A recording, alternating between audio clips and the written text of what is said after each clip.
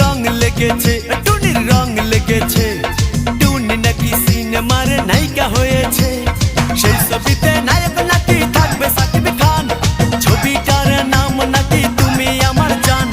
টুনির জ্বালায় এবার আমার যাবে রে প্রাণ, যাবে রে প্রাণ। রং লেগেছে, মনে রং লেগেছে। টুনি নাকি সিনেমার নায়িকা হয়েছে।